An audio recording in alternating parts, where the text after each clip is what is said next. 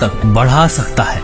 वेद बता रहे हैं कि वो अगर दूसरे लोक में भी चला गया हो, प्राण छोड़ गया हो, मर गया हो, या कति मृत्यु को निकट हो, उसके जीवन शेष ना रहे हो, उसको भी मैं 100 वर्ष जीवित करके और उसको रोग मुक्त करके 100 वर्ष की आयु प्रदान कर दूं। ये भगवान के गुणों में लिखा। आप कैसा भी रोग हो, परमात्मा से बड़ा कोई वैद्य नहीं है। परमात्मा ने इस मिट्टी के शरीर को चला रखा है, उसको इसको ठीक करने में क्या देर लगेगी? 1 सेकंड का काम है, फ्रिक्शन ऑफ सेकंड में ये स्वस्थ कर सकता है। और ये जो हमारा विरोध किया करते हैं, हम समाचार पत्रों में लिखते थे कि उसको ऐसे ठीक हो गया, उसको ऐसे ठीक हो गया, तो ये उत्तर देते थे अज्ञानी कि हमारा करके दिखाओ, तुम किकर का लटका दे तार बांध रहे थारा क्यों करो, कनेक्शन दो इस परमात्मा का ना हो तो फिर हमें बताओ। विनम्र होकर के विधिवत साधना करो परमेश्वर की, जो भगवान के गुणों में लिखा वो नहीं मिलेंगे तो फिर अब साधना करने का लाभ क्या? तो पुण्यात्माओं, यहां ना जाने बिना गिनती के इतने दुख दूर हुए, कैंसर तक और ब्रेन ट्यूमर तक, जिनके ऑपरेशन निर्धारित कर दिए गए थे और कोई गारंटी नहीं। डॉक्टर बताते थे कि इस ऑपरेशन का कोई सफलता का कोई गारंटी नहीं है और ये पीड़ा कुछ समय के लिए बंद हो सकती है। ऐसे यहां बगैर किसी ऑपरेशन के परमात्मा की कृपा से, भगवान की रजा से, उस प्रभु की शक्ति से दूर हो गए, वो ठीक हो गए, वो रोग नष्ट होगा।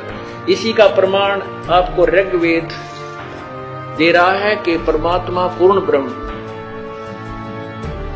पूर्ण परमात्मा की साधना करने वाले की भगवान उसकी मृत्यु भी आ गई हो, उसके सांस भी शेष ना रहे और वो मर भी गया हो, उसको भी जीवित कर सकता है। ये देखिएगा ऋग्वेद, ये देखिए नीचे ऋग्वेद भाष्यम और 10th मंडलम, और यहां देखिएगा 161 नंबर सूक्त है, जिसको अब यहां इसके 2 नंबर, ये संस्कृत है, 2 नंबर मंत्र की। इसमें क्या अनुवाद किया है? इस संस्कृत का अनुवाद इन्होंने किया है, यदि रोगी की अक्षीण आयु हो गई हो, यदि वह इस लोक से चला गया, अर्थात मर गया हो, चला गया है, इस लोक से चला गया है, ये संस्कृत आगे हिंदी। और यदि वह मृत्यु के पास गया हुआ है तो भी उसको मैं, भगवान कहता है, मृत्यु देवता नृत्य से के पास से लौटा ला सकता हूं। ये संस्कृत है, आगे देखना। और उसको 100 वर्ष के जीवन के लिए प्रबल करूंगा।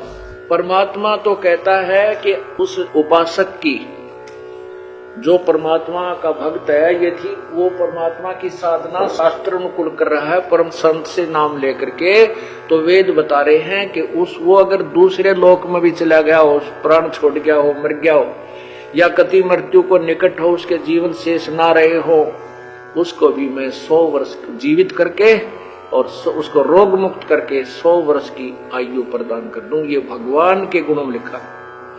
दोस्तों, इस विज्ञान के दौर में संत जी का दावा वाकई में हमें अचंभित करने वाला था। फिर क्या था? बाबा की इस सच्चाई को सामने लाने के लिए हमने पड़ताल करनी शुरू कर दी। पड़ताल में हमें रियल स्टोरी 99 करके एक YouTube चैनल मिला, जिस पर बहुत से अनुयायियों के अनुभव थे।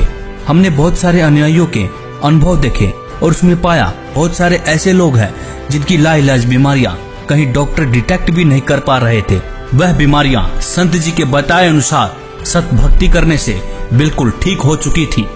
बहुत से ऐसे लोगों के भी अनुभव मिले जो मरने के बाद जिंदा हो चुके थे। दोस्तों, यह सब देखने के बाद आपको क्या लगता है? क्या यह वही संत हैं जिसके बारे में संत तुलसीदास जी लिखते हैं, संत रविदास जी लिखते हैं कि संत राज सुख बरसाएगा? सूरदास जी भी लिखते हैं कि काल जाल से वही बचेगा जो गुरु की शरण रहे। गुरु से तात्पर्य यहाँ पर एक सच्चे गुरु से है, जो आपको सही रास्ता बताता हो, सही शास्त्र अनुकूल भक्ति करके आपके जीवन को धन्य करता हो। नकली गुरु के शरण में रहने से मोक्ष संभव नहीं हो सकता।